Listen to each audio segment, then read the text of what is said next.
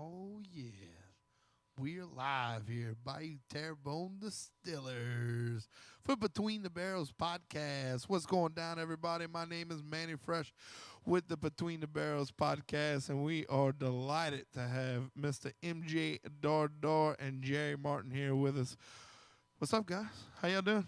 Good, man. Thanks for having us. Oh, man, I'm so glad y'all are here. It's been a while since we talked to Jerry. Jerry was here several months ago with the Dream Junkies. I seen that, me. Yeah, you seen that? And then MJ, your first time on Between the Barrels, so welcome, sir. Hey, before you go too far, I thought you had a co-host. A who? You gonna do this by yourself? Oh, shit, Chad. So the deal with Chad is we hadn't seen him since the hurricane. He was having a little pool party at Androgyny. Well, I don't know what happened, but for the hurricane, he took off in his little bateau, his little pirogue, and we hadn't seen him. We did talk to him right before our last podcast. He was like in Shanghai or some shit. He was trying to like center himself or something. I don't know what happened, but Noah was supposed to be here too. He didn't come, and then Chad, I don't know. Holy shit. Yeah. What? Oh. We speak his name and he comes. I said his name three I knew he times was on gonna purpose. show up. I knew he was it. gonna show up. Oh, man. Chad, welcome back, bro. Hey, Where you you been? got a pee first or something? You good? Everything's fine? You I good down there? emptied my bladder in Tibet. I was with the Tibet. Tibetan monks. They did not accept me in their culture, so here I am today. And it worked out perfect because LSU plays this week, so I got cable TV back again, and I'm back in America. So what's up, guys? What's happening? Chad, did you center yourself? Everything's fine. Everything's good? Yes, absolutely. Everything is Man, good. it's damn good to see you, I'm sir. very centered in life, and nothing could be better right now. Yeah, Hurricane Ida it just got me out of my skin. So I hear I'm you. back, though. I'm ready. Well, look, just to catch you up, I don't know if you know these gentlemen here, Absolutely. but this is MJ Dardar and Jerry Martin. The beautiful voice and the beautiful guitar player. I know this. I've seen this guy for my whole life playing guitar, and this guy's voice got me mesmerized. So Oh, I'm yeah. super stoked. You had the Facebook in Tibet, dude?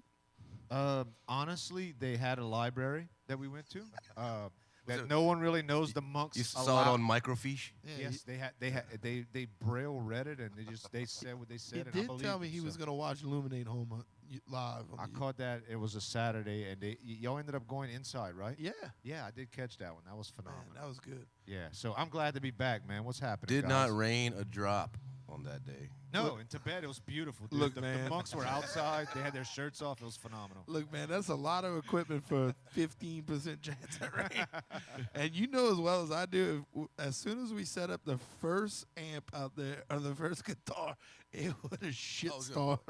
I told Mitch, I was like, I wanted to rain for like 5 minutes Just just to- to make me feel good about Yeah. moving all this shit in. Just to prove our point. Yeah, we did the right thing. Just And to it make sure never, it never we did were it good. right. No.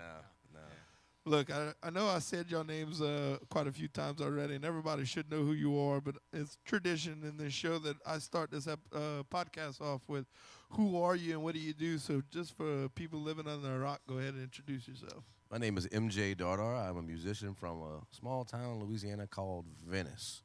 And no, I don't fish. Interesting. Jerry Martin, guitar, well, every instrument pretty much, and I am from Leeville. Do you fish?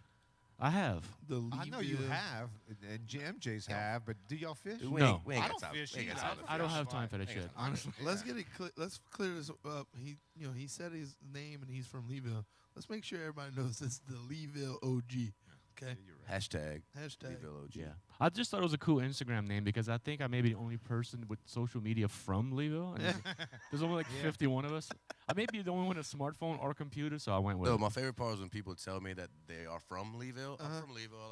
Like, are you though? Yeah. He checks with me. This dude from Leeville? He's like, nah, that dude ain't from Leeville. He's from Leesville, man, actually. just- They're like, no, he's from Leesville. Look, man, just because you crossed the bridge once doesn't mean you from Leeville. If you rent a fishing camp in Leeville, you're not from Leeville. Not from Leeville. I went to Gulf Shores for 4th of July, and they got the little sandbars you kind of run the boat up on. Everybody stands in this knee-deep water and shit. And I'm standing by my buddy's boat, and this guy walks up to me and says, "You say he's from Venice, right?" I was like, "Yeah." That dude over there is from Venice. He's like 100 yards away. I was like, "No, he ain't." No way. He's like, "I'm telling you, he said he was." I'm like, "He ain't from fucking Venice." Yeah, because I think Venice has a smaller population than Leeville, right? I mean, now it's probably probably about the same. When I was growing up, it was probably 1,000 people or something. You went to like school with that. like that was what, way 5 more people? than Leeville.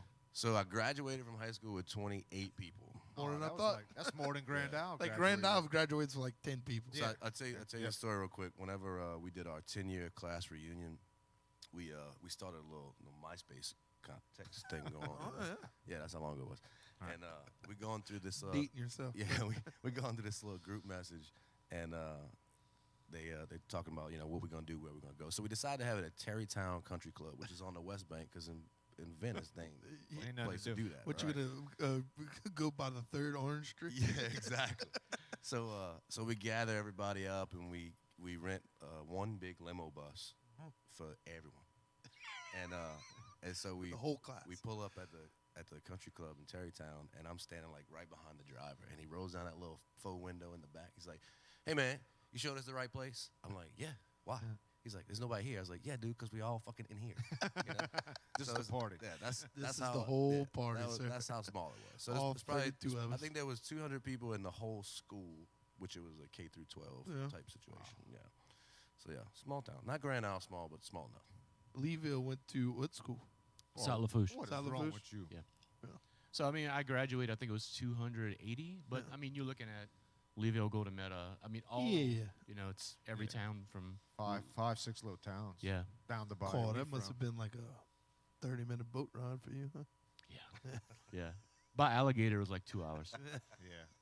Yeah, because you graduated a little before me, so y'all did ride them alligators. Mhm. Yeah, before when I got there, that was over with. Yeah. We had cars. I love it when Y'all had the big turtles with the trawler motors on. Right, the front. yes, sir. Yeah, with the yeah. little, it was like a chadron, whatever they called it. y'all had to get this more than I do because y'all travel all the time, go all over the place. But yeah, y'all love it when people say, "Where are you from?" And you go, "Oh, I'm from Venice or Leeville." And they're like, "Where?" And you're like, "South of New Orleans." And they're like, "What? There's something south of New Orleans?" And you're Yeah. like, "Nah, man, I'm from New Orleans. I live on Bourbon Street, and I wrestle alligator." Yeah, yeah, no. I just say New Orleans. I used to It's say just- I used to say New Orleans. If they're not from Louisiana, I Right. Yeah. typically say New Orleans. I Well, mean, you're makes actually it closer to New Orleans. I mean, that yeah, I'm makes probably sense. Hour and a half drive from there, Yeah. or something. You know. I hate to tell you, but I hate Venice for one reason, not because I love Venice, but whatever. Y'all got boxing gloves Venice, back man- there somewhere. Venice meant I had to go to work. Yeah. Venice meant I was going offshore.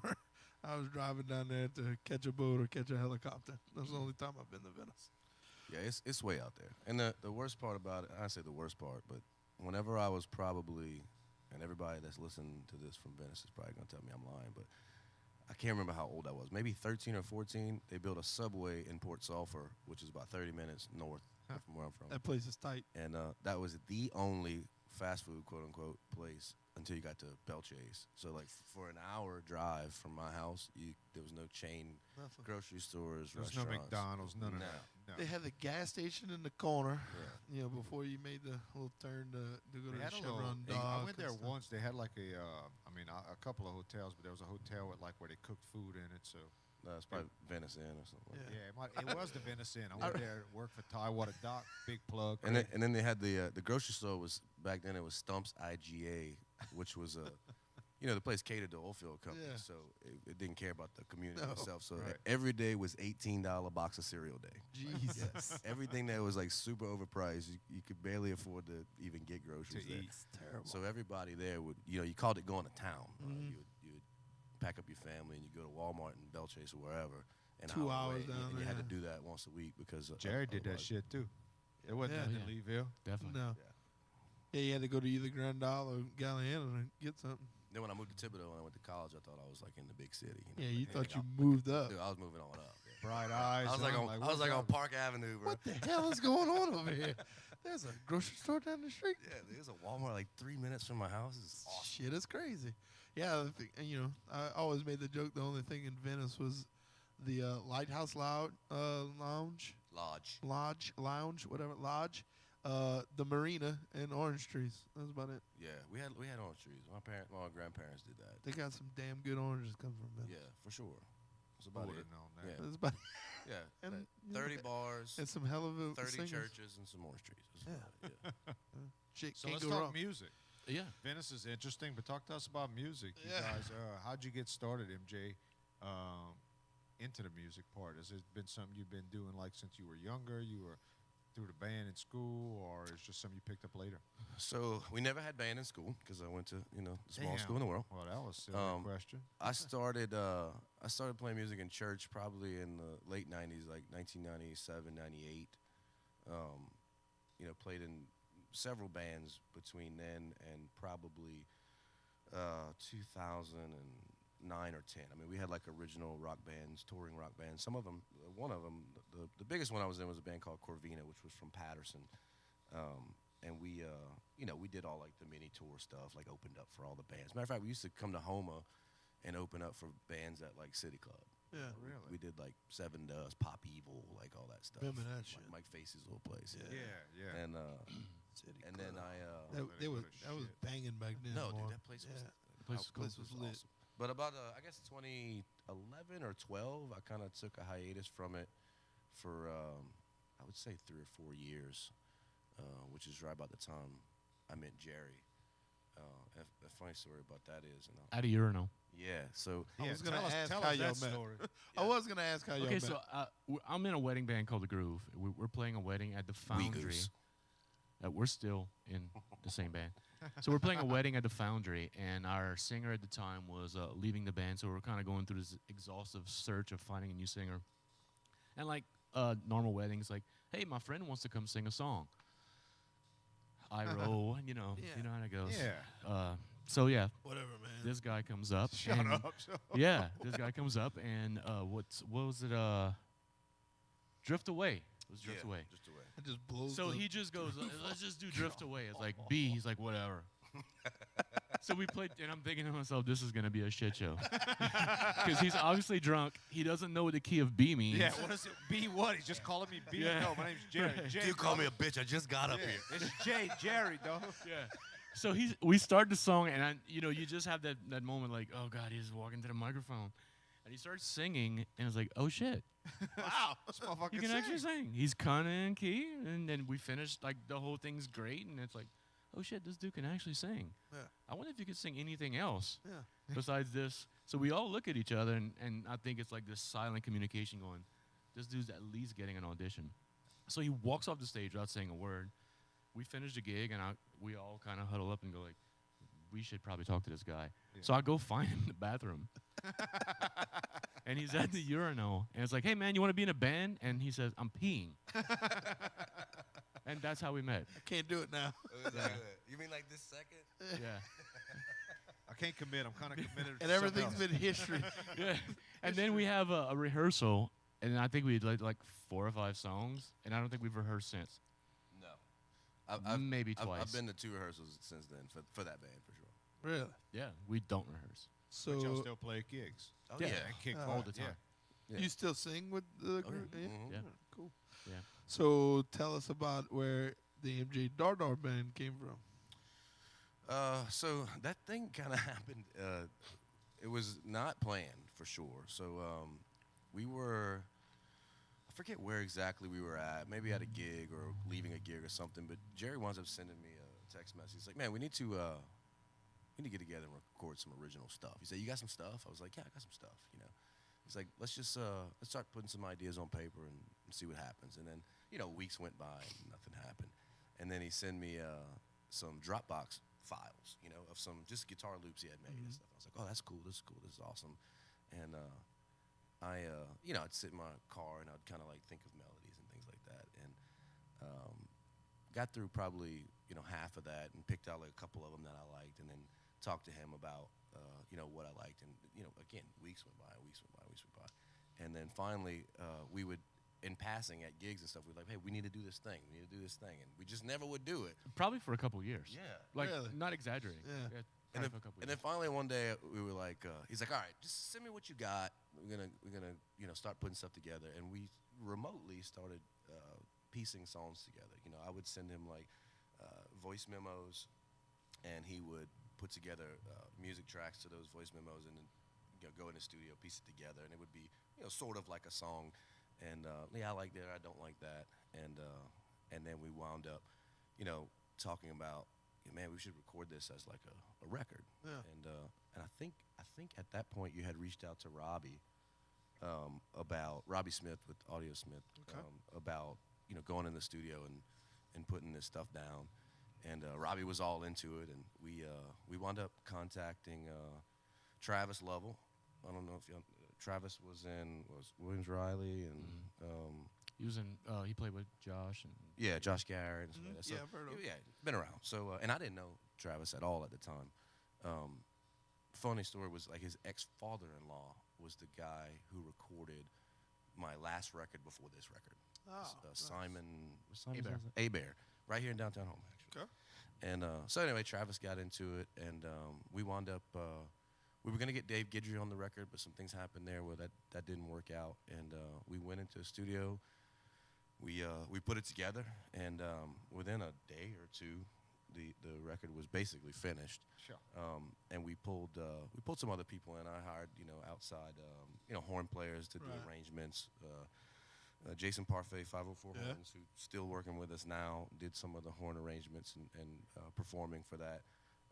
Bailey Flores did all the background vocals. I mean, we had a list. Zach Sherby played on a tune. Yeah. I mean, we just got everybody kind of Talented involved in it. musicians, Yeah. just everybody. Yeah, for sure. Yeah. Let everybody get a hit. And when it was done, the record came out, and I had like no expectations of it. I was just like, look, we did it. It's there. It's out. And We did it. whenever it came out, it was like a real big kind of push. Everybody's like, man, when you're going to play it live, when you're going to tour, when you're going to do this and that. And so we started out just we did a few acoustic shows, and then honestly I got bored with that pretty quickly. Yeah. I actually love it now because now it's not the norm. Where then it was the norm.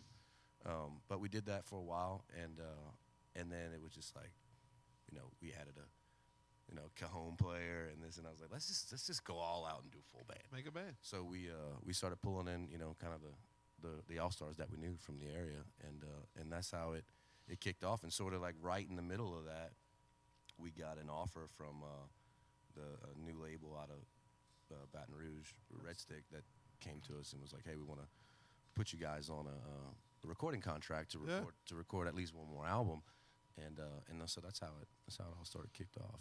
So the first album was Rust, correct? Rust. Yeah, that was. I mean, it's a killer album. I'm not It's bad. prepared for. I've heard all the songs already, but played it all the way to work this morning, going to Galliana, and Cool.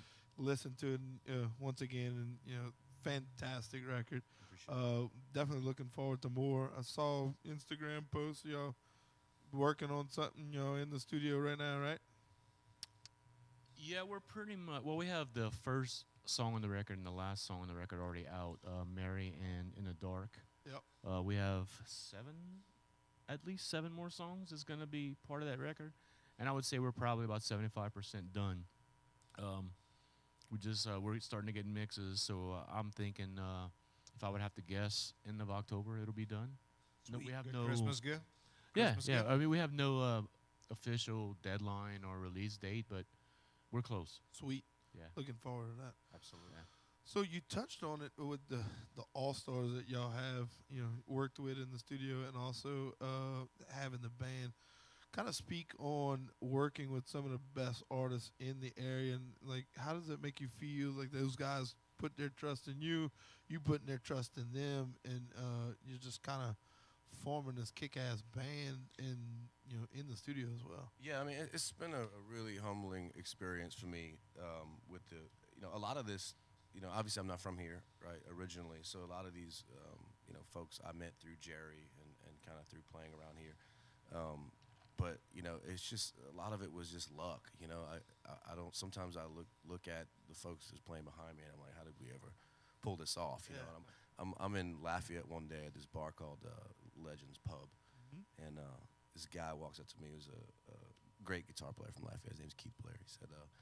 He said, man, I saw a video of you, and Zach Sherman's playing with you, huh? He's like, I love that dude. He's like one of the best guitar players I know, and all this stuff, And I was like, yeah, that's awesome. And then a few weeks later, I'm talking to this drummer from New Orleans, he said, dude, you got Mark Gravanek playing bass with you? I'm like, yeah. how you got that guy? And I was like, I don't know. I just asked, and he said yes. You know. And then obviously Jerry. I mean, everybody respects Jerry as one of the greatest musicians in this area. For sure. And Yep. you know, I got lucky because I just peed in the bathroom next to him one time. You know, it How was crazy! You walked up, you grabbed the mic, did your thing, took a piss, and Jerry walks It in. was funny. So the wedding that he was talking about was a friend of mine. Right. And you know, Yeah, as he you said, were the friend that wanted to walk up and sing I the was song. I was the drunk guy at the wedding, and my friend Ken, who's getting married, Ken Rourke, he's from here. He says, dude, if Megan's gonna be mad if you don't go up and sing. I was like, I don't want. What do you want me to sing? He's like, anything you want. I was like, all right. So and that's just how it went down. Good thing you decided to go to that wedding. Yeah, I know. I was in the wedding. Oh, okay. But yeah. So I mean that the kind of rest is history type of thing. But yeah, I just lucky man. Tim Belanger on drums. You know, we cycled through a few keyboard players, but all of them. I mean, Teddy Baudouin, Brett Guillory, Tillis Verdun, Travis Thibodeau. I mean, like it's all the top notch guys. You know, so it's like it makes it easy for me. I mean, it's humbling for me to be able to play with such great talent. And another cool thing about it, as of late, is that when we're recording this new record, as opposed to how we did it the first time, where it was really just Jerry and I. All these guys that are playing live, like Mark Ravenik is playing in the room with us, and he's actually performing on the record as well as the live shows and writing his own parts of the songs. So it's collaborative in that way. But I think there's something special to be said about recording music and then being able to perform it live with the people that are recording it with you. You know, I think It's that's full circle almost. That's really cool. I mean, everybody gets, everybody has an ownership at that point, and everybody gets really into it, recording it and doing it live. Yeah, like if you listen to like Chris Stapleton, like the drummer Chris Stapleton has in the studio is a drummer he plays with live, right? So, and you hear that in his live performances. Because he knows it. Yeah, absolutely. It's like there's nothing to learn, right? So I think that there's a little bit of that we're getting this time that we probably didn't get last time, where I basically, when we kind of formed the band, it was like handing over songs. Right. Like, hey, go So learn you this. say, Right? you think that, like you say, in like maybe the second album, y'all feeling more in tune with each other? I think more cohesive for sure. Definitely. I mean, we're in the studio playing it live. Right. We're not piecing it together. We're in the room together. It's not like his part comes No, in on the drive, his comes in with. No. This is all of you guys doing There's it. a little bit of overdubbing and post-production, but the basic majority. tracks are done live. We're all looking at each other in a room. Yeah. If I make a mistake, the microphones on top of the drums are picking them up, so we got to start over. Yeah. Somebody screws up, we starting over. So it's kind of how people made records in the 60s, 70s, and 80s, and it feels good. I can tell the difference. Yeah. People can feed off each Yeah, other. we're too, feeding off of each together other's like that. energies, the high-level parts of the songs. We're playing Right. harder, louder. for The sure. dynamics there. We The actually softer parts, we're kind of doing Chill. Yeah. Yeah. And we actually talked about that last time you were here with the Dream Junkies. That's how you said you Yeah. recorded y'all album, and That you kind of record was- feel that, like you said. One of That my record favorite was- records ever is what that record is. And it was done. That record was done on analog tape, like live analog tape. Live. And if we had the opportunity to do that now, I think we would. Just because we're playing live, why not? Yeah. Yeah. Why wouldn't you? Do it Yeah. live. We'll do it live. Let's go live. No, but what's cool about it is like whenever one of the coolest things for me in the experience of doing it on this new record is historically everything I've ever recorded before is like you said, it's track on top of track, right? And the first day was always either drum day or drum and bass day, right? So you get the drum track down, and then everything kind of builds on top of that. The drummer goes home. Yeah, drummer's out, right? Never see him again. And his opinion is lost. Right. Yeah. That's the important thing, right? And producer Mitch back there is going, you're damn right, we Yeah. do it. But like we're in the studio and like we got halfway to 2 or 3 takes, and they'll look at me like, what do you think? I'm like, can we like maybe like loosen up that snare just a little bit and see what that sounds like? It's like, yeah, fuck it. And then we just do it and go. Like and so we get to build the song as we go. That's way better. And Collaborative and effort. have It's very collaborative. people throw their ideas in there, and and everybody in the room is way smarter than me. So that's the best part about it is But you got the Yeah. better voice out of him. I'm just going to throw it out there. I don't know, Travis pretty good. Yeah, I mean, we're talking about somebody who's in Journey. Yeah. So wait, I gotta tell you a story real quick about Travis Thibodeau. Y'all know Travis Thibodeau? I've heard of All right, so Travis was Don't know him. Travis producer on Red Stick Records, but he was also the touring pianist, keyboard player in Journey for a year or two. Dude knows his stuff. A bunch. Yeah. A few years. So he we're sitting at the table this first night we were in the studio recording recording the rest of the record, The Reason Why. And I think it was in the morning maybe, but we're drinking coffee, like about to go to the studio the following morning. And if you know Travis at all, he's in a million places all at once, you know. So I'm sitting there drinking my coffee or whatever, and he turns to me out of the blue. No one brought anything about this up, and he says, "MJ, what key is Open Arms in?" Straight up. I looked at Jerry. I was like, "What?" He's like, "What key is open?" I was like, "I heard what you said. Why are you saying it? You were in Journey. Why are you asking me, the singer that has no clue, like what key Open Arms is?" Yeah, I thought. I was like, "You testing me right now? Like, what's happening?" And I looked at Jerry. He's like, D. Nope, same weird, same weird response. Yeah. Jerry's like, I know this answer. Yeah. Call on me, Yeah. call on me, call on me. Call it me. I know. What is D? Yeah. Right. Yeah, I like that response. Why are you asking me? Yeah. No, I was blown away by that. But yeah, so anyway, the collaborative effort of all of it to me is the best part. To get everybody's opinion in real time in the room, to be able to scratch things or try different things and come up with like a collective answer for each song, I think is the best part. And it's been a much better experience than the first time, even though the first record was a great experience as well. But I just love having everybody in the room. Right. So really cool thing about that is that we wrote these songs on acoustic guitar, him and I, in a room, recorded them that way, sent them to everyone. So the first time we're hearing the songs with bass, keyboards, drums, we're all in the room. Yeah. That's killer. So our reaction to hearing the production is being recorded. Right. Right. That's killer. Like, And it's your you know, honest Brian, reaction to it. Brian Brignac's playing drums. It's his studio, and he starts playing like, shit, yes, yes, like, you know. So those reactions are caught on tape, and that energy is there because it's the first time we're hearing it too. You know? Yeah. Yeah. We have no idea what's going to happen, and we literally That can't be recorded. simulated either, like in the. We so literally that's like awesome. we're going to try this. We have some ideas. Hit record, and all of those things were recorded. This is what I'm supposed to play, and this is what I'm supposed to sing. But you know, It may go that way. yeah, it may not. Yeah, we change songs. We That's change tempos of songs. We change arrangements in the moment. Has to mean a lot to you as the lead singer to kind of feel that as well. And if you got to change something, you can. Yeah, no, absolutely. And there's something that you can replicate doing songs as acoustic and vocals, right? You hear it a certain way, and then you almost can't really. I can't anyway. Like envision what it would feel like with everybody on it. And so there was a bunch of times like, for songs whenever they started all playing it together, I'm like, wait a second. Let's speed this up just a little bit, or like slow this down just a little bit, or play this different type of part here on guitar. Like there's things that you can only figure out by doing it, Right. And another thing too, like side note on this, we recorded the pre-production stuff differently than we did the first record. I think Jerry and I got in the studio and sort of just kind of scratched it all together. It was really rough and really live, just to give everybody, like, here's kind of the rough cuts of the song. We took a little more time this time trying to get the tempos right, to get a really decent vocal track, and the guitar parts were played obviously really well. And I really think that at some point we may try to release those demos as like an acoustic record. Because they're really good. Because they really, They're they really, really good. Yeah, that'd be cool. Like shockingly good. because there's certain songs that once they go through post-production, they'll get bigger and more awesome. Yeah.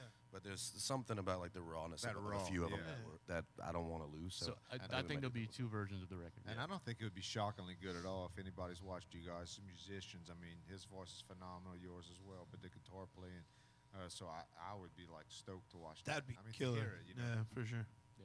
yeah. So I mean, we're obviously, Jerry and I are basically starting on record 3 right Yeah.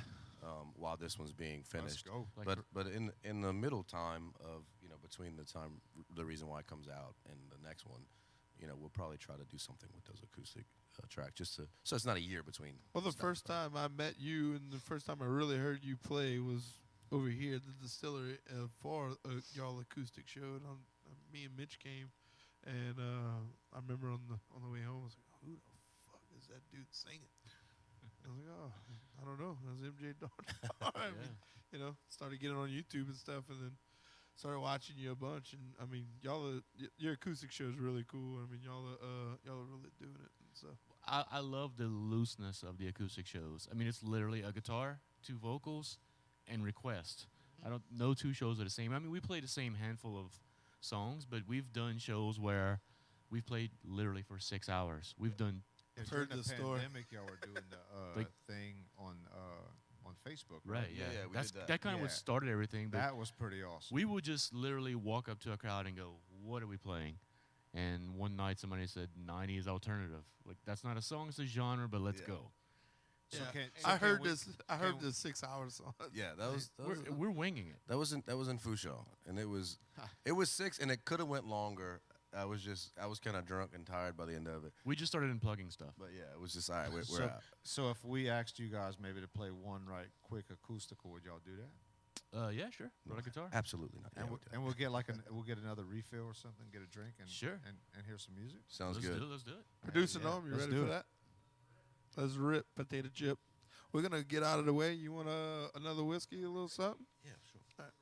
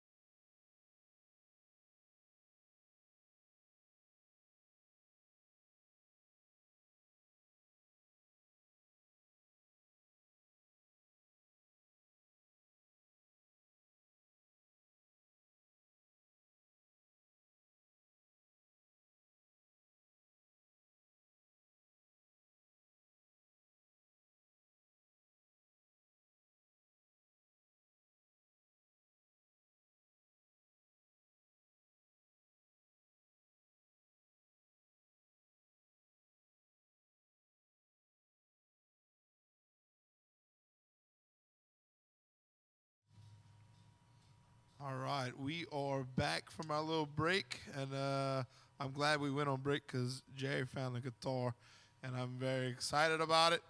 Y'all want to play some music or what? Y'all gonna play something? Yeah. What you gonna play for us, Jerry? A song called "In the Dark." In the Dark. In the Dark. How'd this start? So In the Dark is the one of the first releases. We released 2 songs off of the upcoming record, The Reason Why. First one was Mary, second one In the Dark. Those songs were released first as what I like to call the bookends of the record, the start and finish in the story of Mary. The entire record is kind of based on a single story between a man and a woman and that relationship. And the songs were released purposefully as a 1 and a 9 so that you got to hear the beginning of the story and the end of the story sort of when we first released the record. And when everything else comes out, all the middle stuff will So sort you of fill know in. the little backstory to the rest of the record. Absolutely. I like it. Is So, Mary a particular person? So this song will be the last song on the record. You ignoring Manny's question? What he said? I'm sorry. Is Mary a particular person? Mary is a particular person. Oh, very nice. We don't have to say who. We just can't disclose who. Okay, I'm good. I just wanted to know. All right, so y'all ready? Yep. Let's go. Get it.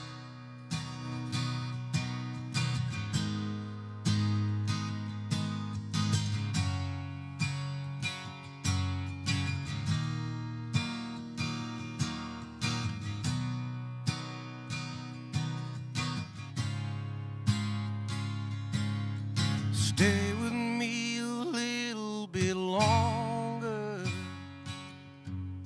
Stand with me until we break through. Walk with me until I get stronger. Until 1 and 1 makes 2. It was my mistake for wanting to save this. I was trying to hold on, waiting for you. Stay with me a little bit longer and walk beside the things you can't choose. So make me feel surprised and walk me through the night. Things ain't always what they seem. It ain't always black and white. Scream like I'm a nightmare, or dream that's gone too far. All the words, they make me shiver. You only love me in the dark.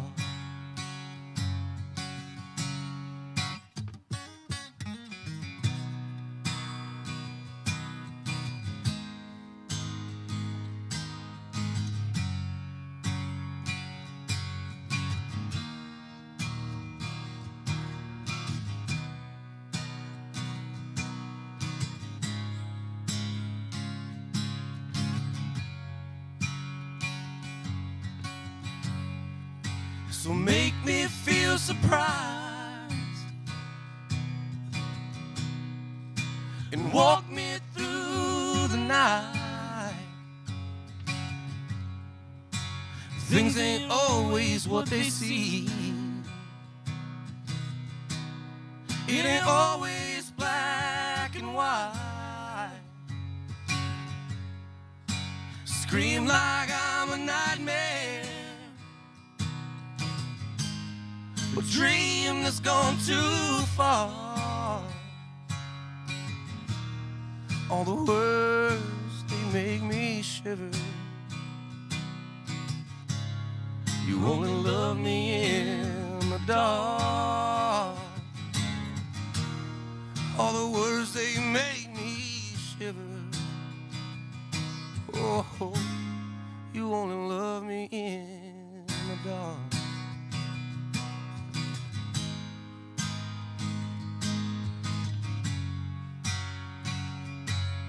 Let you walk broken heart, only in the dark. Wow. I'm Hey, going to yo. go ahead and clap. You might not be able to hear it, but wow. That was fantastic. Thank you. That Appreciate song is on iTunes, everybody. Go download that. Go get you some on Apple Music, all that good stuff. All of y'all music is Spotify and all that good stuff. I just wanted to plug that for y'all. What's next? You're going to play another one or what? Yeah, so I think we'll next song we'll do is the first single off of our last record, Russ. This is the most streamed song that we have on any of our platforms. Also, probably my favorite song that we've ever done. This is my favorite as well. This one really encompasses the story of the first record, sort of all in one song. I said the first time we ever played it that I don't think we'll ever do a show without it, no matter how many records that we write together. But yeah, this is one of my favorite songs. This song is called Out Alive.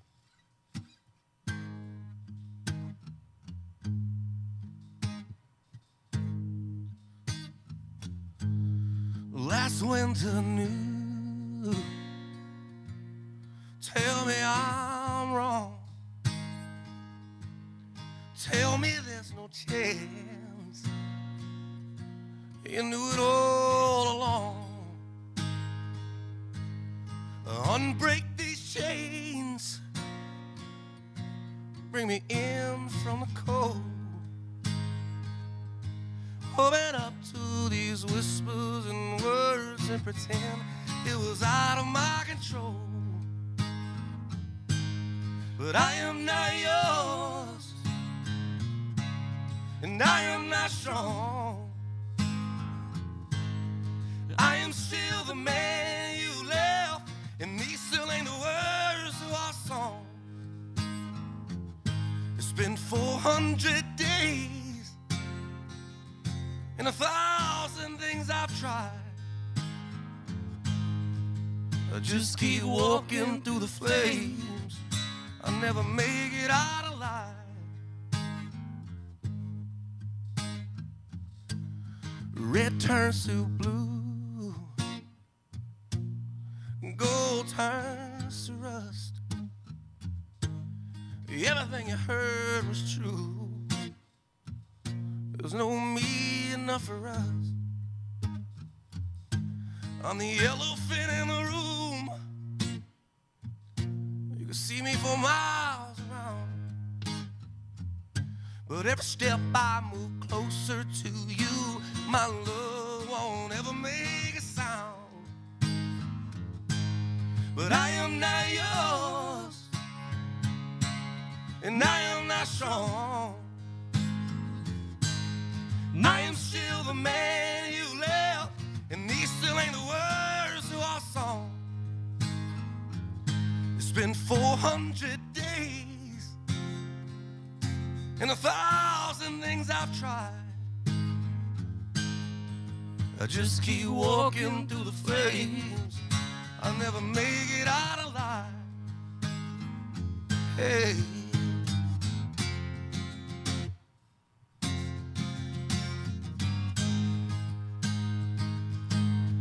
Part of me is empty, part of me is new.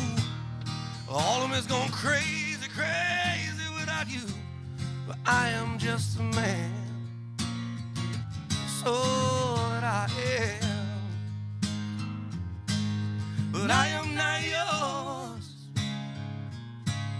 and I am not strong. And I am still the man you left, and these still ain't the words to our song.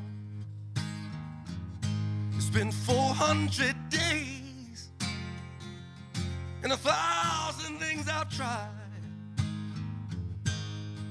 I just keep walking through the flames. I never make it out alive.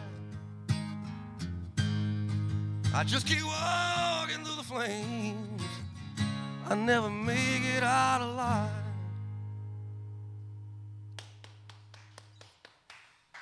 Hey, yo.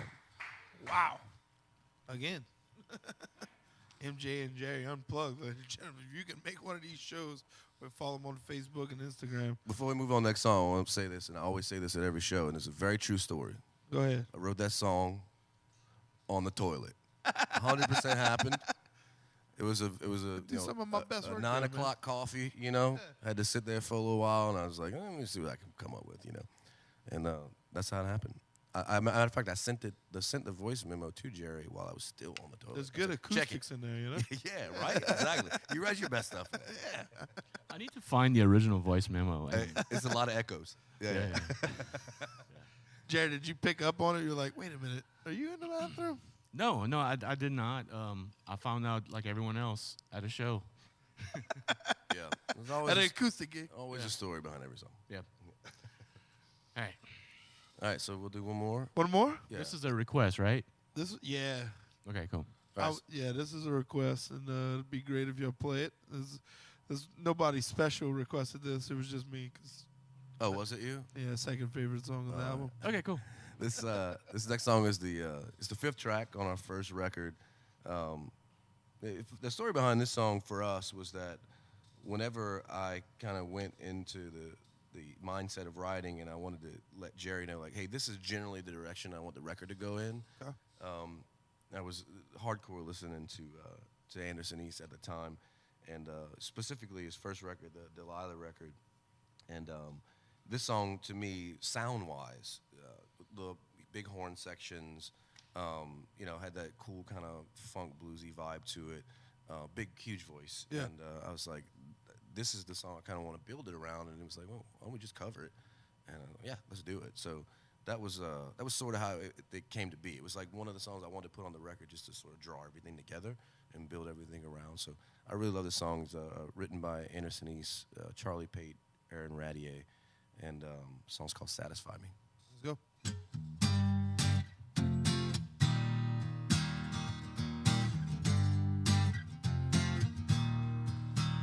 I sip the finest brandy, I smell the sweetest perfume,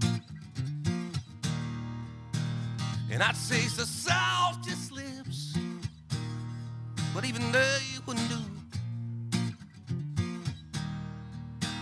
I drove the Autobahn, oh, in a coupe de ville, and I climbed Kilimanjaro, oh, but it was just a hill. Now it's gonna take more, satisfy me, satisfy me. Now listen here, baby, yeah. You're just as fine as it comes. But you're a selfish little lover, hot and cold, hit and run. Oh, I got a PhD in TLC, and there's so many fish in the sea, and it's gonna take more to satisfy me, satisfy me, to satisfy me.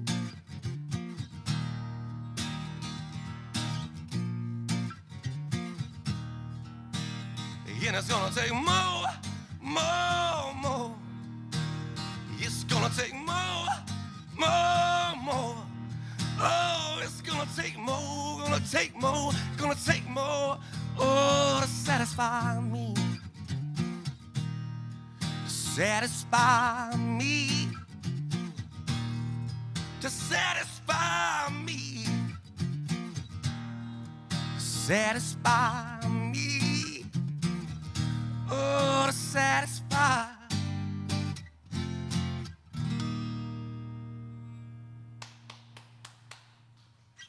That is killer.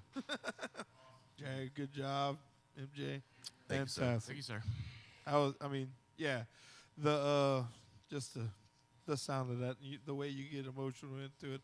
I love it when y'all perform it live. Acoustic is cool as hell, but when y'all perform with the whole band and you're like jumping out of your skin to hit those notes, it's awesome. I appreciate it, man. Thank you. All right, so people at home, we're gonna take a break.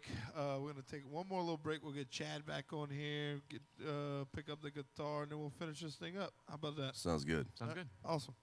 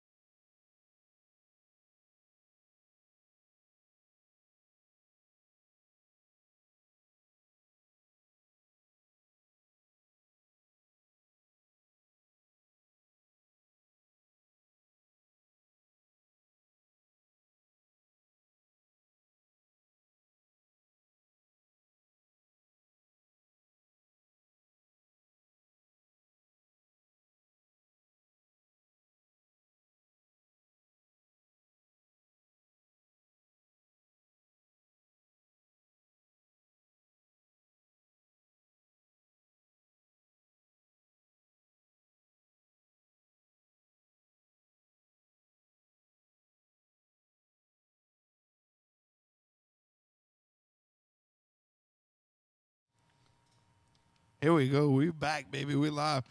Chad, Sure, Chad, yeah. did you enjoy that back there? Man, let me How tell you awesome what, was that? I don't know what it sounded like to the people live, but it was fantastic over here. That was yeah, awesome. that was killer, man. I'm super stoked, bro. I can't. That was badass. These two guys right here are very talented.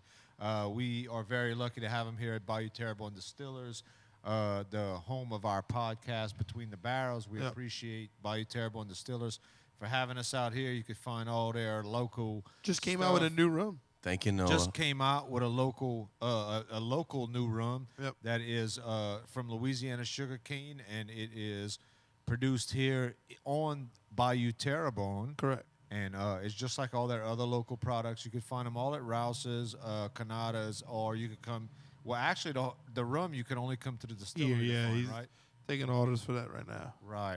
Re-release. But he's making a bunch. We smell it over there in the distillery, bro. Yeah, he's been our main. People are gonna get cassed. He's been our #1 sponsor from day one. He lets us use his place and hang out with us, and appreciate Noah and Talk Rodney shit with us. and everybody from Bayou Terrible. Day one from day one, bro. We appreciate y'all. You want But to yeah, get your whiskey on? Come But let me down. tell you what, Bayou that Terrible sounded Distillers. fantastic back there. Spilt Liquor's tearing it up.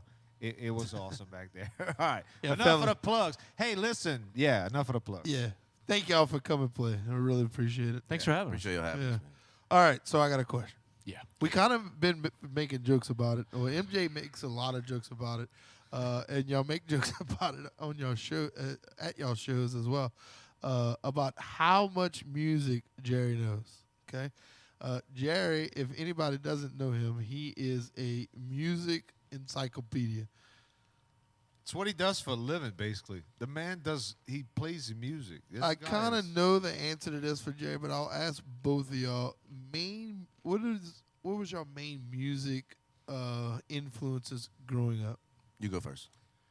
I would say for me, Led Zeppelin, Rush, the Beatles, Pink Floyd, the classic stuff. Yeah. That's kind of where I started.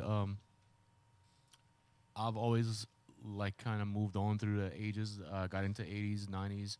I love new music, so every Friday when stuff comes out, I'm always looking for new inspirations.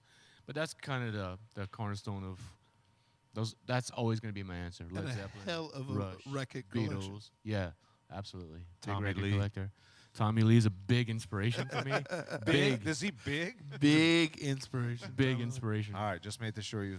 There's a lot of great musicians in this area. Yeah. And it's unbelievable actually for how small, relatively speaking, the home area is and how many great musicians there are. Guitar player wise, there's a ton of good guitar players. I think the thing that sets Jerry apart in my mind is that he's never like rested on his laurels, right? There's not like a genre that he's great at. I won't name any names, but there's a handful of like really great 80s, 90s rock guitarists around here. Right. But if you ask any of those people that I'm thinking about, you know, who is the 1975 or you know who's Halsey, like they don't have no fucking idea, right? He's everything that I know. I heard it because he sent me the Spotify thing on Friday. He's like, check this shit out, dude. This shit's awesome. Download he's this. Constantly, you know, feeding his mind with whatever is coming out, whatever's new, and adding that to his repertoire and building his guitar playing skills, you know, constantly as days go by. So I think that's what sets him apart. And you know, I said this a long time ago, and I meant it that when Jerry's done playing guitar, I'll probably be done singing. Yeah. There's just a trust level there that you can't replicate. You know, and How awesome to find that, right? yeah, no, it's unbelievable. And there's again, At a urinal. there's people at a urinal. There's people out there that have like niches that they're really, really good at. Yeah. But you know, it's not the same. You know, it's unbelievable. I've been lucky enough to hear Jerry since I was probably, I don't know, the 1992, 3-ish, playing at the greenhouse. And what a good time to grow up being from down the bayou. So all you down the bayou kids, the real bayou, y'all know what's up. I definitely follow his buddy. Instagram You talking about every Venice? week to get I'm sorry, I apologize for your graduating class of 25 people, but I am only talking about Bayou Lafourche, below the Intercoastal Canal. You know, my It's- daddy's from It's Golden the Meadow. only Bayou Lafourche. Oh, I'm there talking you My about. go. daddy's from Golden Meadow. So There that you go. counts, you know? Hey, bro, I knew you were good, man. That's where you got that freaking deep vocals from. I love it. But yeah, Jerry, I'll always follow your Instagram for the the record layout on your post. So appreciate that. Thank you. Things I can go So spend money MJ, on. what was your musical inspiration? I mean, I'm a little bit younger than Jerry. I don't know how much. We're not gonna age each other just yet. But you know, my biggest musical inspirations when I was younger was sort of Neil Young was a big one.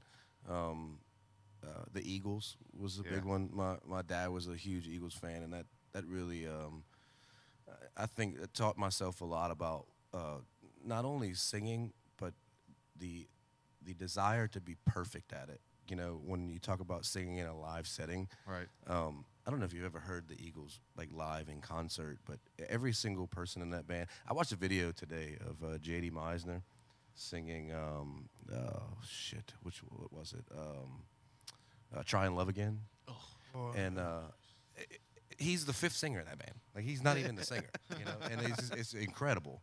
And if you've ever watched him live in concert, it's like listening to him on a record. And so everything is so perfect, harmony-wise, music-wise, and what goes into their live performances must be a lot. Either that or they're just so insanely talented that it just comes naturally to them. But it's just, that was an incredible influence in my life, and one thing I'm glad that I took to everything that I did musically.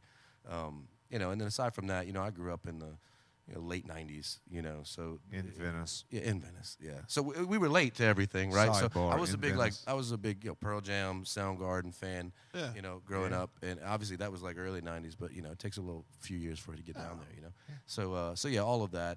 You know, vocal, singer-wise, Johnny Lang, big one. Yeah. Bear Reinhardt from Need to Breathe, another big one for me. Jeffrey Gaines, another huge one. Lenny Kravitz is another big one. So there's several things that I try to pull from, you know, just depending on, you know, what I'm actually trying to get out of it. You know, Right. sometimes I'm trying to pull from, you know, songwriting and song ability, Right. and how to construct songs. But sometimes it's just pure, like, this singer I really love. You know, Anderson East, clearly, I covered him on my last record. Yeah. Love Anderson East. So there's a lot of it, man. Prince is a huge one. Big one. So it's just it's kind of all over the place, but it just depends on, you know, what year, what era of my life we're talking about. You know, You're right. But And the feelings you have, you know. yeah, Yeah. And absolutely. where you at singing also dictates that. So. Yeah, no, absolutely. I mean, I spent the last week listening to Dr. Dre almost exclusively. I mean, There's nothing wrong with yeah, that. no. You have a concert in Compton this weekend? I wish. I watched your schedule. I didn't see the Compton show. there's a lot of Dr. Dre in my life. You know, I mean, and Great producer, by the way. for sure. Absolutely. And kind of the go off of that.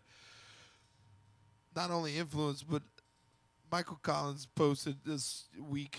He had he posted, "What do you listen to when after a gig?" Right, and he posted what he was listening to on his ride home.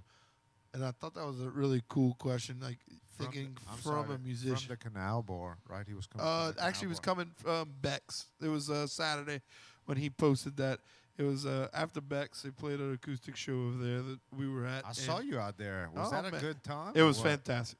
They said they were. Graceland, Louisiana. They said they were going to be the mild Watus, and they got wild on the Watus. Yeah, Cody wasn't there. He's not new. Yeah. Who would have thought that Cody was not?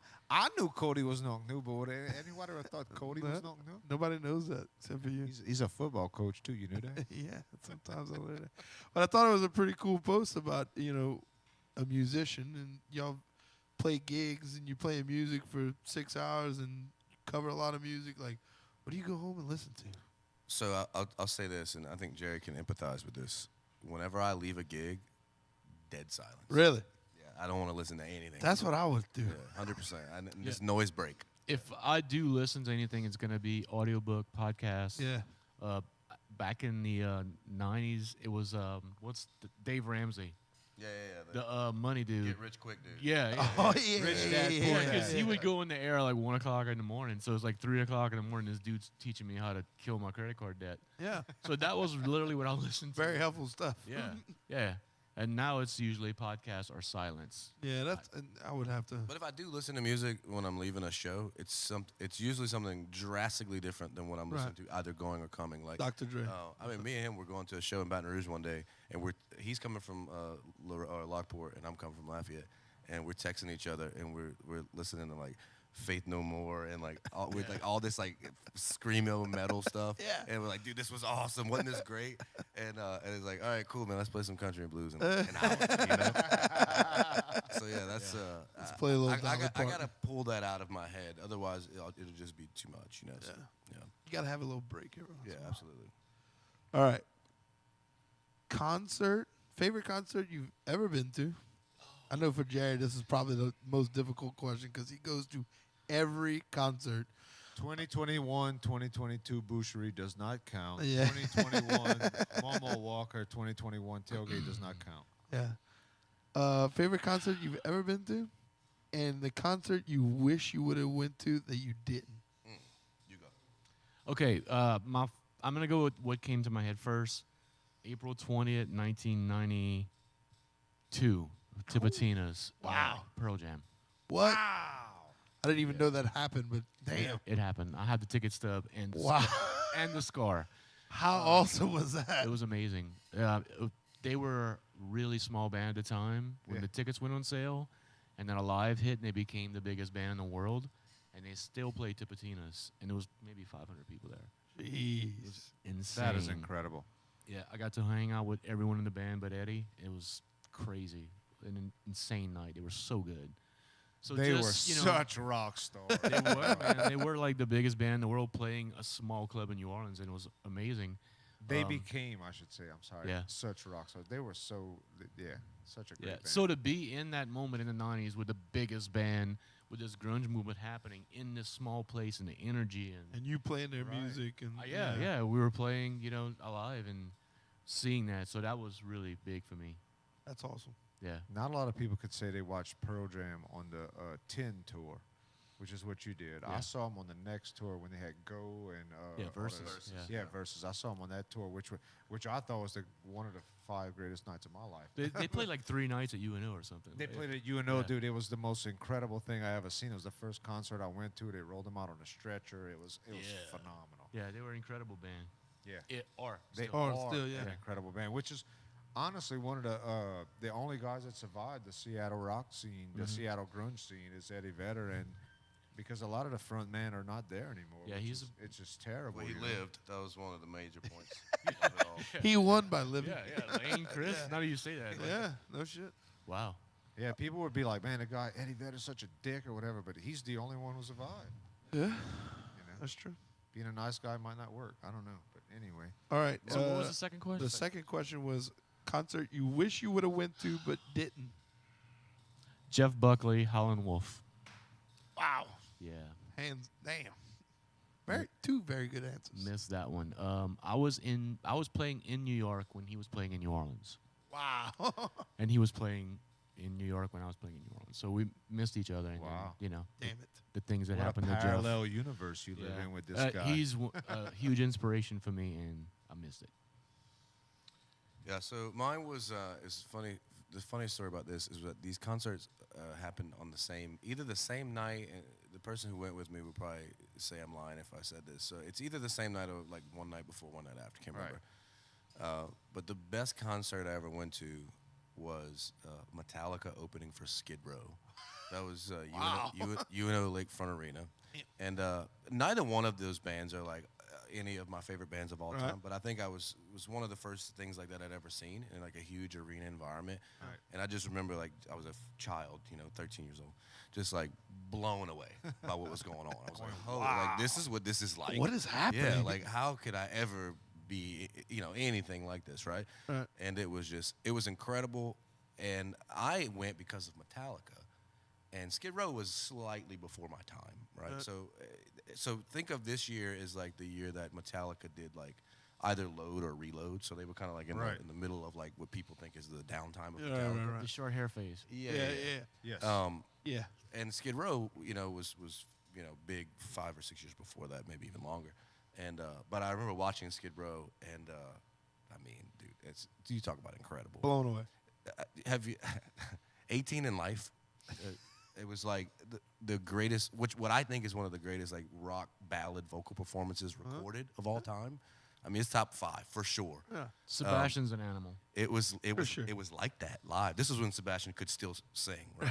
So I mean, and Just he's killing it. Yeah, I'm talking about just like crushing it. Right. I was like, What one of the holy most shit. underrated places to the Lakefront Arena held so many great It was a shows. great when place. we It's were like every in our weekend. prime. It was awesome. One of the best songs I've ever seen live was and I've seen a lot of bands, lucky to say that, but it was Hey Man Nice Shot at Lakefront Arena. Filter played Filter. that. Oh day. yeah. And the place, it was Filter and White Zombie. I mean, I don't know. It might have been 94, 95, 6, somewhere around that area. But it was just the absolute craziest thing I'd ever seen in my life. Like, people were just going berserk. The thing was, it was That was a incredible. good time to see bands. I saw Filtered the Hangar.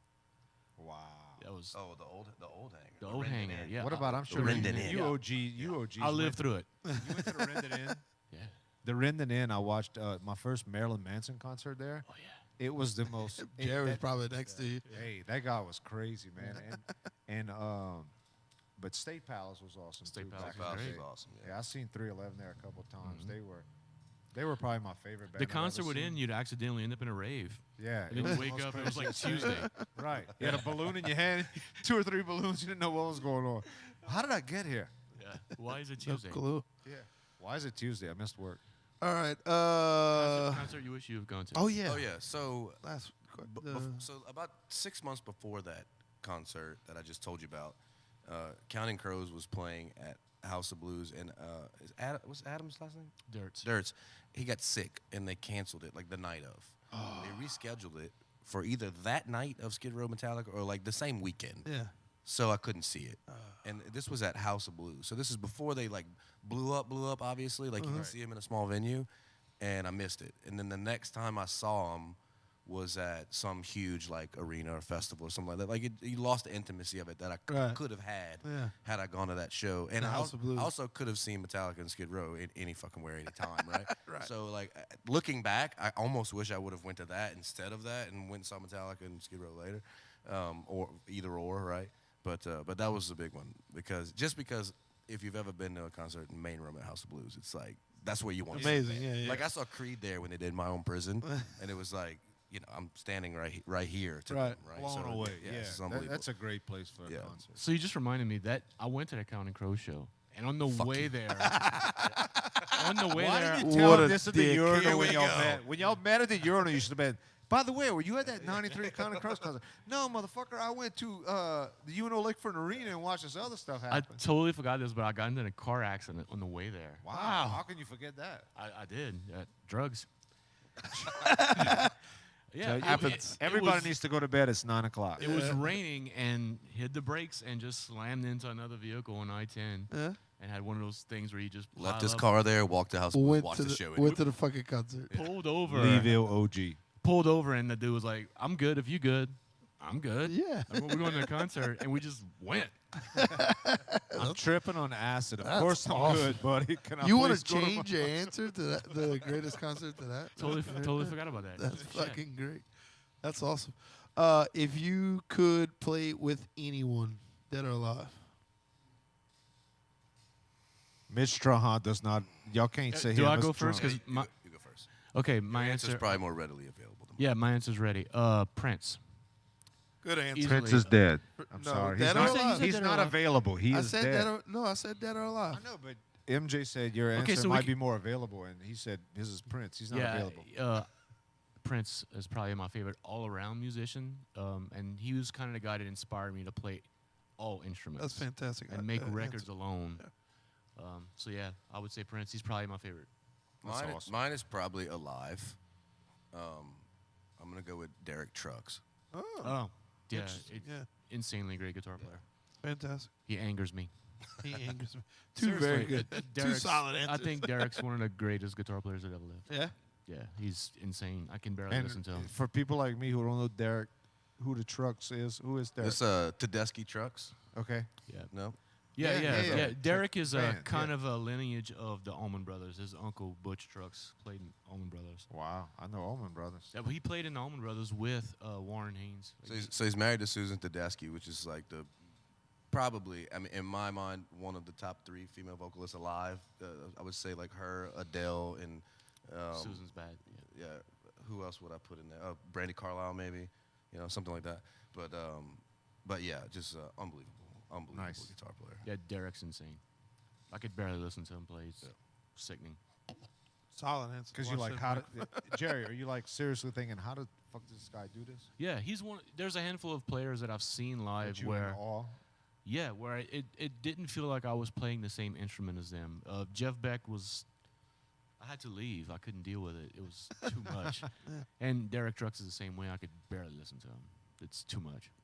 Just getting it on the guitar. Jerry be modest, but Jerry's like a fantastic guitar player. Like anyone who hears him strum a chord knows this. So He says a lot of like humbling stuff, humble Yes. stuff sometimes, and I like under my breath be like, shut the fuck up. yeah, right. You know you bad as a motherfucker, man. Stop it. Thanks. Get out of here. Real talk though. All right. Final crazy question, then we'll wrap this thing up. Marry, fuck, kill band members. Go. Our band members? Yeah. Mm-hmm. Wow. Can we take a break? No. Right now. You go first. This seems like something you would answer pretty quick. I mean, we only got one chick in the band, so fuck that one. And then I'm not gonna say the name because then that would be weird. Marry Jerry just because we get along. Yeah. Kill. I mean, Zach Sherman way on top of that list. Way up there. I mean, he's on a mountain by himself right now. Wow. Fantastic love guitar you- player. love for you, the Dream Zach. Junkie. He's short. I mean, easy to Sharon. get to, you know. Easy to kill, you know. Love you, Zach. You just step on him coming down the stairs Yeah. or something, you know. Damn. I kind of go. I'm with him on the first two. Wow. So you want to fuck the You wanna only f- girl you and wanna f- marry? You want to marry yourself? No, he wants to No, fuck no, you and marry the only girl that they got. He said. Yeah. I think You I'm. said fuck MJ and marry the only No, girl. I they said got the fuck the only girl. I know you said that. He said switch MJ. Said so. I'll fuck MJ. No, I'm just kidding. No, that's cool. I'll go with it. Kill. I don't know, man. That's tough. I mean, It's a crazy question. I can't say Zach because we go back so far, and I love that little. No, don't say that, man. Two for Zach's. It's not gonna happen. We're not I gonna love, edit. I love Zach. We're not playing this whole thing. How'd you come up with this question? This is crazy. I know it's like because I got to play a gig with these dudes on Saturday. I credit Michael Collins for this question. I He thought we was gonna texted ask me him this if they question played Pedro or some shit. Y'all play Pedro or something? And he's asking, what do you 1428, do? bro. You know. We getting to that. Hold on. Damn. You taking the fifth? Yeah, I'm gonna. Come the on, fifth. man. I I'm said gonna. Zach, you gotta say No, something. you gotta balls up, MJ. You Yeah, gotta let's say say the it. Zach, man's I'm name. sorry, but I said it thinking Jerry was gonna say it too. Yeah. Jeez. They rehearsed this shit earlier, Zach. They were supposed to go say your name. I apologize. I told them not to do it. You This is a from Golden great Meta and question. shit. We're gonna start implementing this in every show. It's a terrible question. This will break bands apart. Thanks, Michael Collins. Appreciate you. Yeah, damn. I'd much rather Mike's first. So next question. time we Yeah. talk to Nog New, we're gonna ask them that. Oh, absolutely. You can kill me after you fuck me, because it's gonna be the best you ever had. It. Ooh. Oh, okay, well, I'll go with that. All right, there we go. Good. Especially now. We got that answer out of the way. All right, perfect. All right, Chad, hit him with the hitter. You already kind of brought it in. Yeah. So obviously both of you got. Well, I don't know, obviously, but this guy's an OG. He went to Nichols. This dude plays Pedro. You play 14-20. I mean, you play 14-28. MJ just said that. It got me thrown the fuck off. Do you play play Pedro? cut throat or follow suit? Follow suit. Okay, Yeah, because you follow from Lafouche. Follow suit. So Venice plays follow suit Follow as well. suit. Yeah. So it's just this terrible and ass wacky rule, or they Yeah, go that's cutthroat. some homo shit, dude. It's homo shit. That's some homo shit. I'm the only one this time. I didn't get one. I got one for Dream Junkies. Zach kind of threw a curveball, and he said, cutthroat. So Well, no, both these guys obviously could play. The same, they could play Oh, cutthroat or sure. follow suit, but it's just everybody just plays Pedro. when you at your mom or whoever's house, what are you playing? Yeah. At my mama's house, we play follow suit or we play poker. No, it's too hard to. I couldn't even play it without playing follow suit. I feel like I couldn't figure out who had what. Like, no, I can't do that. Right. No. You said poker. That's cheating. Mitch likes poker. Favorite foods. I already know Jerry's answer. Yeah. We already know Jerry's answer. Well, maybe he changed it. But if you can, No, we didn't change it. if you had to pick one food for the rest of your life, or let's change it up. Death row, final meal, Cajun dish. But that's two different things. Okay, but I'm good. Let's with go. Favorite Cajun dish, last meal. What is it? that. Crawfish etouffee. Solid answer. I think that's the second crawfish. Go get the etouffee. swamp fries. I will remind Go you. get the swamp fries at Off the Hook. Have you had them Yeah. with the crawfish etouffee on them? Yeah, this is well plug Paxton Morrow right now because I always tell them that everything over there is like $58. It is. Get you a cup of fast food gumbo for $58. Yeah. But I tell you delicious what, stuff. it's you can't go nowhere else in the world and get a seafood gumbo for whatever it costs. Dude, I tell you what, And a drive-through window their food like you is could at Off the Hook. in the drive-through, that's some really Their good food is dude. fucking Delicious. Their food is Off the Hook. And it's not $58, but We it is reviewed off it. the hook. No. We reviewed it one it's time on our $29.99. podcast. It was slamming. All right, Jerry. Chicken sausage gumbo. You changed your answer. What? That wasn't. Nope, it was jambalaya. No, it was jambalaya last Yeah, time. I'm changing it. Yeah, I like it. I like it. Fantastic. Well, jambalaya, there's a bigger chance that it's gonna be shit. So Yeah. like good That's a good- jambalaya. yeah, Yeah, That's a good because point. is then you awesome. get into the red-brown question. It's like I'm not dealing with that. Like chicken and sausage gumbo for the most part is Yeah. good. It's chicken and sausage. Yeah. But Yeah. people make It's some hard shit to- jambalaya. Can you imagine your last Yeah. meal being shit jambalaya, Ugh. like fucked up Just red? can you imagine the rice is hard just as cotton shit? mouth, Yeah. fucking I went to- shitty Yes. jambalaya. I have Bring me, done- bring me a 12-pack of beer. They're like, Yeah, you yeah. can't drink No. beer, dude. I have done You about to die. several jambalaya cook-offs, and I have had some shitty jambalaya. I have Yeah. tried some bad jambalaya. I had tried a jambalaya one time with mushrooms in it. No. Are you fucking kidding me? No, that'd be a terrible way That's to go some, out. that's some Chivos, bro. Yeah, imagine getting that for you. Them people- I like it. Them I people like from the Gretna change. that made I'm gonna that. tell you what, people don't realize how underrated red shrimp jambalaya. Get out of here with that shit. Creole way. I'm telling you. That's some more boy, Chivo yeah. shit right there. That's some Underrated, you down. said? Done. It's underrated. You from Avondale or something? You wanna where be- where you dude. from? You bro? want to be my new co-host? Galliano, Louisiana. Anybody else want to be bro. co-host? No, where you at? Let me get this dude out of here. Shrimp Dude, red I jambalaya. seen you cook freaking You ain't never seen me cook a red jambalaya before. They No, must, 'cause they you must have don't cooked know that in how. Tibet from Yeah, earlier. I seen that's you like- put tomatoes in your gumbo already. Not never. All right, let's. She don't know we're doing this, but we're ending the getting close to the end. Let's bring up your manager back here, Deanna Scott. Come on, come on, Come on up, Come on. Deanna. come on, Deanna. Just say hello. Just come back here and say hello. And answer favorite Cajun dish if you had the last meal. I'm not even from here. Well, you've been eating been Cajun eating food here. for, I've been eating you know, for a while, but talking to the mic. it would have to be same as you. Chicken sausage gumbo, that would probably be my favorite. But with potato salad in it. That's what Thank we call it. you. Yes. Yes. It goes in the gumbo, It y'all. goes- It goes Commercial, in the but gumbo. Yeah. It goes in. Yeah, exactly. Hashtag Joe Bujo. Chad that's for bring you. Chad brings up It Joe goes Bujo in every the time gumbo. this question is asked. Absolutely goes in. Thank you, Deanna. The girl behind the scenes, Deanna Scott. Thank you. All right. Anything you need to plug? Anything we're plugging right now? What's coming up? We got some Homa shows happening this month. We'll be at the Balcony on the 23rd. Sorry, Canal Bar on the 24th. Yeah. Jerry and I are going to do an acoustic show at the Balcony on Thursday the 29th. And I think that's what Saints game. Saints game. Oh, yeah, Saints game. Sorry. Saints game, La Coretta, 9/11. Wow. Also an cold. A acoustic show. kickoff game. Kickoff game. We're Yeah. gonna be They gonna let you do that, Jerry? Being a Chargers fan? yeah. No, I'ma dress no, him no, up. no, no, I'ma no. dress Clear this up, please, Mr. Jerry Martin. Please clear this up. Mm-hmm. You are a Chargers fan / New Orleans Saints fan. Correct, sir. Okay. Yeah, I know this. I know of you. I saw the Chargers hat the other day. I just wanted to, you know. I make- wore a Chargers hat to the Saints game. yeah, I know. I saw it. Bold move. Bold. How'd that go, by the way? It was preseason. It was preseason, but it went fine. It went fine? It was a black hat, so no one even really noticed. Everybody thought it was a who that hat. Yeah. and the Chargers I'm not had their stupid. butt whipped, which was not I'm not wearing a good. blue hat to the Saints game. Yeah, no. He's been Good around job. the block once or twice. Yeah. All right, that's cool. La Coretta Saints game. Maybe I'll go check that out. 9/11, September 11th. So We love some music. Who dat? So. All right, let's finish this out. We're good. Thank y'all very much for coming. That was fantastic. Appreciate y'all playing some music. Chad, anything to say? Go watch these guys live. They are phenomenal, and they are just as good people as they are musicians. Also, October 1st, Yep. 2022. They have the Momo Walk / tailgate. Mr. Jerry Martin's going to be there playing for the Dream Junkies. We have a full game day experience and all that good stuff. We hope MJ's available. He comes hang out and sing some songs with him. I'm going to be here. Oh, yeah. yeah. Be here. You got your moo ready? I got my moo ready. So it's think Red Dress Run, but down the bayou with your grandma's moo-moos on. So come out, have a good time, and support a good cause, which is the revitalization of downtown.